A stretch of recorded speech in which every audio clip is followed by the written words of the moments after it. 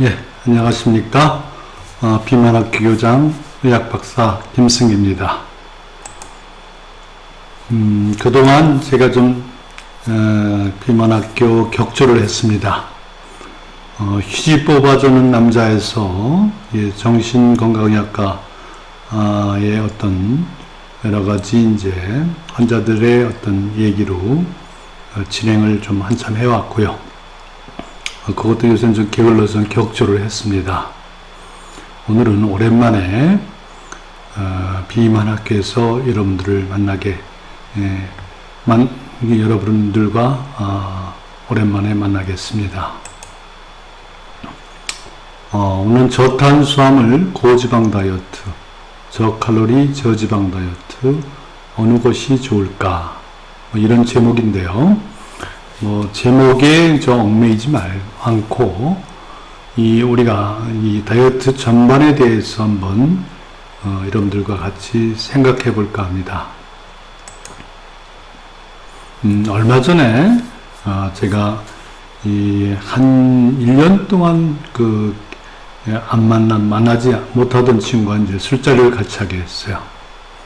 그 친구가 이제 굉장히 이제 1년 만에 만났는데 아주 날씬한 몸매로 다이어트가 잘 돼가지고 나왔더라고요.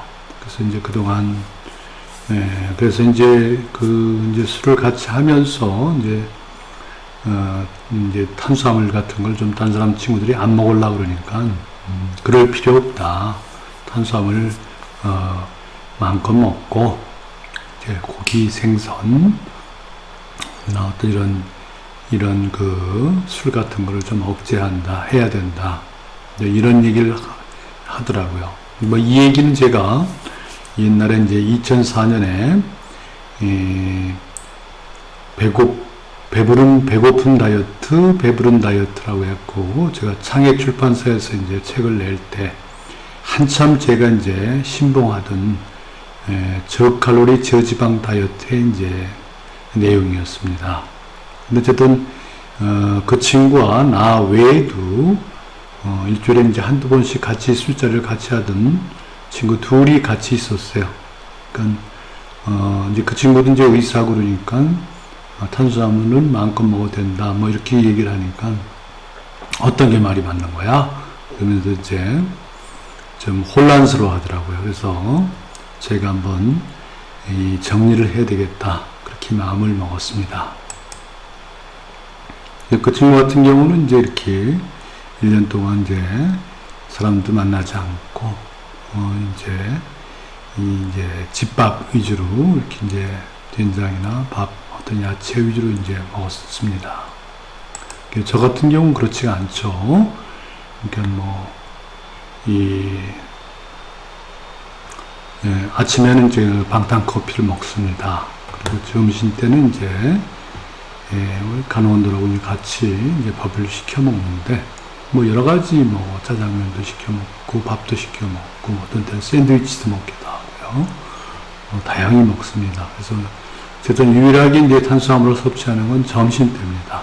그 저녁 때는 이제 이런 거 위주로 이제 식사를 하게 됩니다. 달걀이라든지, 어떤 생선, 어떤 종류, 그리고 아니면 샐러드 같은 거, 이런 걸로 이제 저녁을 먹는데요. 그 친구 어떤 식생활과 내 식생활 다르죠. 근데 공통점은 저도 지금 살이 많이 빠져 있습니다. 제가 183cm인데 74kg로 다른 사람들한테 이제 좀 많이 말랐다는 인사를 자주 듣습니다. 그래서 이제 이 다이어트가 잘 유지되는 거는 그쪽이나 저나 똑같습니다. 근데 이제 먹는 것은 다르죠. 근데 우리가 이제 어떤 것이 맞냐, 맞다 그러다 문제가 아니라 이건 이제 어떤 방법상의 문제죠. 우리가 이제 적정 칼로리 이하에서 이제 음식물을 섭취하면은 살이 찌지 않습니다. 이제 자기 몸이 필요로 하는 양이 이제 적정 칼로리인데 이걸 초과할 때 이제 살이 찌는 시작점이거든요. 근데 우리가 저희가 2000칼로리가 하루에 필요하다면 그 칼로리 내에서 우리가 먹는다면 살이 찌지 않죠. 근데 2000칼로리 이렇게 넘는다면 이렇게 살이 찌게 됩니다. 근데 어떻습니까? 우리가 보통 술도 먹고 뭐 어떤 고기도 먹고 뭐 생선도 먹고 빵도 먹고 뭐 그러다 보면 우리가 이 적정 칼로리를 유지하기가 쉽지가 않습니다. 이제 그게 문제죠. 그래서 이제 그 친구 같은 경우는 이제 술도 안 먹고 사람도 이제 만나지 않으면서 이제 아주 이 다이어트를 했던 것 같습니다. 일단 탄수화물에 야채 위주 이제 집밥 식사를 했고 이제 집과 이제 식장을 오가면서 이제 이런 식사를 이제 주로 하고 이제 술과 이제 육류를 이제 절제했던 것 같아요. 예.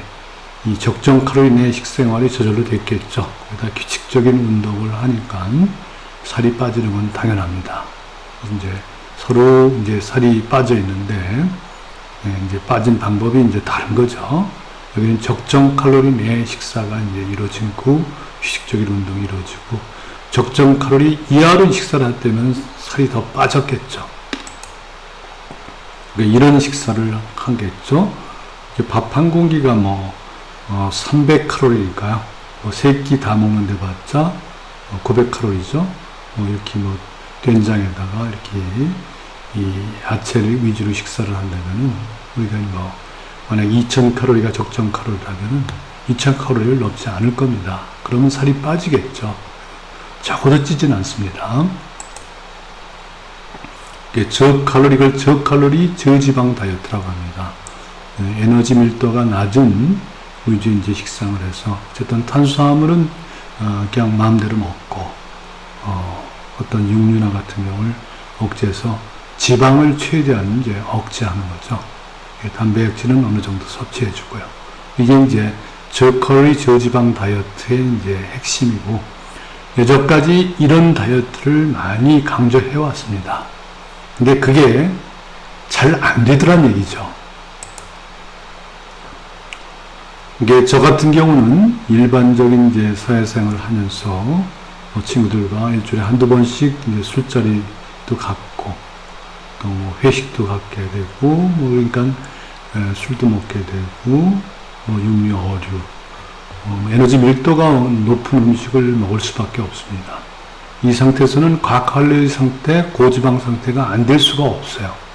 이 상태는 그냥 우리가 이 밥을, 탄수화물을 충분히 먹는다면은, 그냥 삼시세끼 밥을 먹는다면 살이 찔 수밖에 없습니다.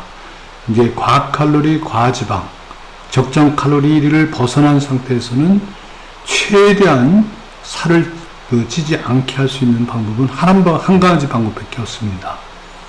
인슐린을 자극해서 인슐린 분비를 최소화시키는 거예요. 인슐린 분비를 최소화시키는 방법은 결국은 탄수화물을 억제하는 겁니다.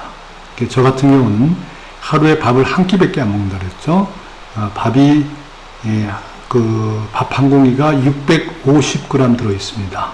그래서 65g 들어 있습니다. 탄수화물이. 그러니까 100g 내에, 그러니까 탄수화물 65g, 그러니까 밥 한 공기 65g, 그리고 야채도 이제 탄수화물이 들어 있거든요. 야채는 전 마음껏 먹습니다. 그리고 이제 또 우리가 어떤 음식에 양념 같은 거에 이제 설탕이 좀 들어가니까요. 이제 100g 정도를 이하로 먹자가 이제 제 목표고 그렇게 유지를 쭉 해왔습니다. 그러다 보니까 그 친구도 이제 운동을 규칙적으로 했지만 저 같은 경우도 아침 산책을 1시간 정도 하고 주말이면 MTB도 이제 시작해서 운동을 열심히 하고 있습니다. 그러다 보니까 저도 이제 체중이 이제 오늘 재니까 74kg더라고요. 183cm인데 그러니까 좀 날씬한 축에 이제 들어갑니다. 그래서 어쨌든 저는 이런 음식을 자주 접하면서도 살을 뺐고 그 친구는 이제 밥하고 야채하고 어떤 뭐 이렇게 된장찌개 뭐 이런 종류로 이제 안 먹고 살 뺀 거고. 이게 우리가 다이어트 하는 방법이 다르죠. 그래서 이제 어느 게 맞습니까? 이게 뭐, 이 맞다 뭐 틀리다의 문제는 아니죠. 그냥 방법상 문제인데, 어쨌든 우리가 문제는, 우리가 1960년대를 한번 생각해 볼까요? 1960년대 같은 경우는 밥하고 된장하고 뭐 야채, 뭐 부성기 두성이었어요. 이제 그런 식사라면 아마 그 친구가 먹던 식사와 똑같겠죠. 그러니까 그때는 살찐 사람이 별로 없지 않습니까? 이게 적정 칼로리 내에서 이제 식사를 했기 때문에 이 체중이 이제 줄일 수 있고 또 다이어트가 되고 그랬는데, 저 같은 경우는 이걸 다 먹으면서 이제 살을 빼는 방법은 결국은 탄수화물을 100g 이하로 억제해서 인슐린 분비를 최소화한 거. 그게 이제 방법이거든요. 적정 칼로리를 이렇게 섭취한 거와 저 같은 경우는 이렇게 먹으면서 탄수화물을 이제 최소화시킨 거죠. 그래서 이제 인슐린 농도가 높으면 포도당이 에너지가 되고 지방은 축적된다. 근데 지금 이렇게 고기도 먹고 생선도 먹고 다 먹을 거 다 먹으면서 밥을 3끼 다 찾아 먹고 이 탄수화물을 마음껏 먹는다면 살이 안 찔 수가 없습니다. 이제 과칼로리 상태에서는 살을 안 찌게 하는 방법은 혈중 인슐린 농도를 최소화시키는 거예요. 한번 이거 볼까요?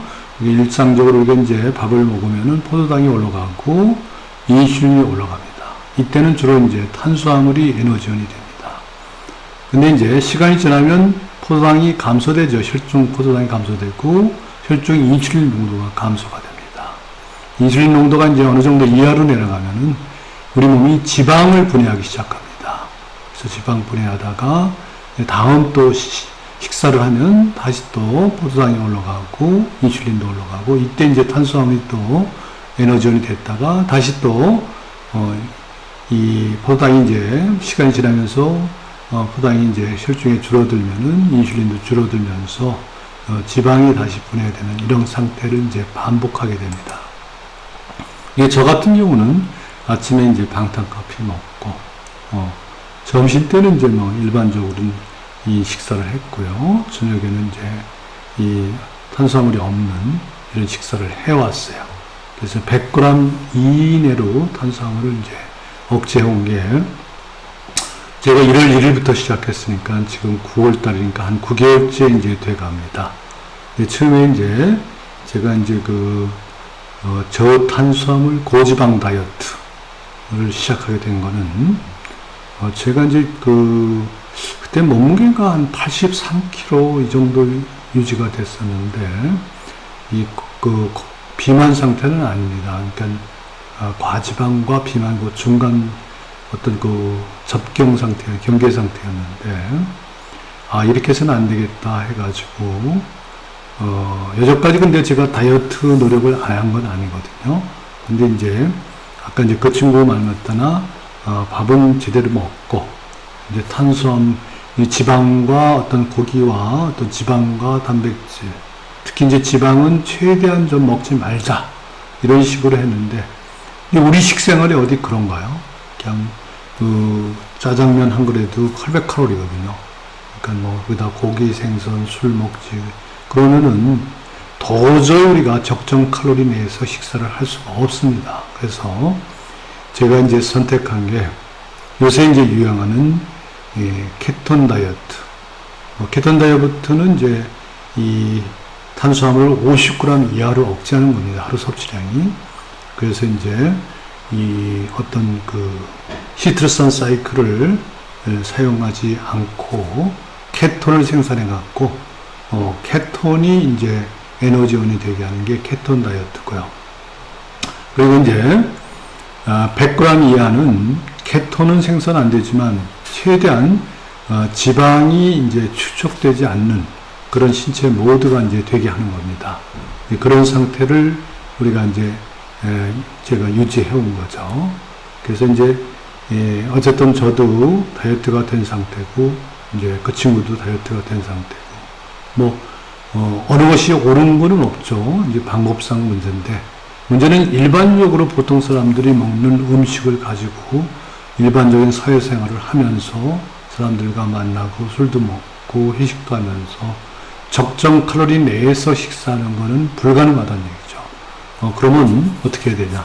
결국은 인슐린을 최소화시키는 수밖에 없고, 그러기 위해서는 탄수화물을 100g 이하로 억제하는 수밖에 없습니다. 그래서 이제 우리가 탄수화물, 단백질, 지방 이렇게 자기가 적정 칼로리 이내 이게 오버되어 있단 말이에요. 오버되어 있는데 이 탄수화물을 이제 최소화시키면 적어도 살이 찌지는 않고, 탄수화물을 안 먹으면 이렇게 빠집니다. 우리가 이제 이게 케톤 다이어트인데요. 어쨌든 탄수화물을 억제하면은 저희가 거기다 이제 적절한 운동까지 하고 그러면은 우리가 이 탄수화물 우리가 그 지방 같은 거를 아무리 많이 먹어도 인슐린이 없는 상태에서는 살이 찌지 않습니다. 인슐린은 일종의 댐 역할을 하거든요. 암만 홍수가 나더라도 댐이 없으면 모든 물은 저장이 안 되고 바다로 내려가죠. 그래서 인슐린이 이제 저희 탄수화물을 적게 먹음으로 해서 100g 이하로 먹으면서 인슐린을 혈당의 최소한을 유지함으로써 지방을 먹더라도 그게 이제 홍수가 나서 흘러내려가듯 몸에 축적되지 않게 하는, 이게 이제 저탄수화물 고지방 다이어트의 이제 핵심입니다. 그래서 저는 이 방법을 사용했고, 그 친구는 적정량 이하로 1960년대식 어떤 음식 위주로 이제 다이어트를 한 거죠. 그래서 이런 걸 다 먹으면서 저는 다이어트에 지금 성공하고 있습니다. 그래서 어떤 게 옳은가요? 어떤 게 좋은가요? 옳다 그러다 얘기는 아닙니다. 그래서 이제 선택을 해야 됩니다. 결국은 우리가 이제 살이 찌는 것은 막말로 얘기해서 밥도 먹고 고기도 먹고 그래서 살이 쪄요. 밥만 위주로 먹고 야채에다가 밥만 위주로 먹는데 하면 살이 찌지 않습니다. 근데 우리가 점점 생활이 이제 경제 생활이 이제 좋아지면서 이제 육류 소비량 또 어류 소비량 어떤 고기류를 많이 먹고 이제 고지방 고단백 음식을 자주 접함으로 해서 우리가 이제 적정 칼로리 이상을 넘어서면서 결국은 비만의 문제가 발생하는 거거든요.